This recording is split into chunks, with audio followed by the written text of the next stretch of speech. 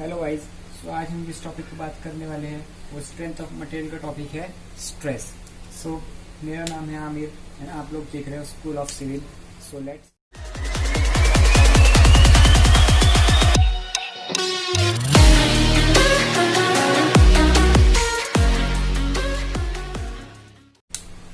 stress. What is stress? In general, I am applying the force to this pen. So एक internal resisting force है जो मैं force apply करने का छोड़ता हूँ तो body को उसी original shape and size में regain करता है.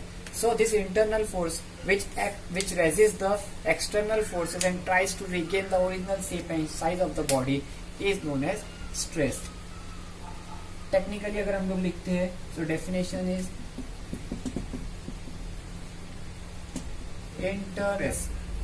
Talking about its units, so in MKS unit, the unit for stress is kg per centimeter square, whereas for SI it is given as Newton per mm square. Stress is denoted by sigma, which is given by force, that is P by area. P is your force and A is your area. Force is taken in Newton, whereas area is taken in mm square. Therefore Newton per mm square, which gives your SI unit. Now we'll talk about type of stresses. So the very first type is your tensile stress. Consider a body which is offered by external pull force. ये force क्या करेगा, body के size में change लाने की कोशिश करेगा and body को इलोंगेट करेगा.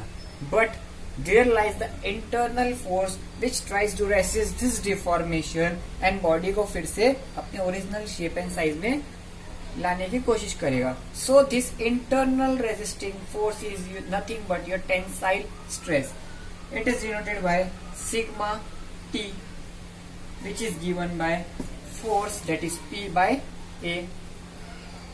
Now the second type is your compressive stress. Now in this same एक आपको एक बीम दिया हुआ है in which a push force is applied. तो ये फोर्स क्या करेगा, आपकी बॉडी को पुश करने की कोशिश करेगा, कंप्रेस करने की कोशिश करेगा. So there lies a stress which tries to resist this external push, which is known as your compressive stress, which is given by sigma C, which is again equals to your force upon area. The third type of your stress is called as shear stress. In this, suppose we have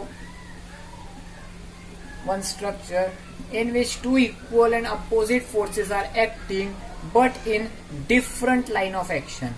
These forces are parallel to each other but they are acting in different line of action.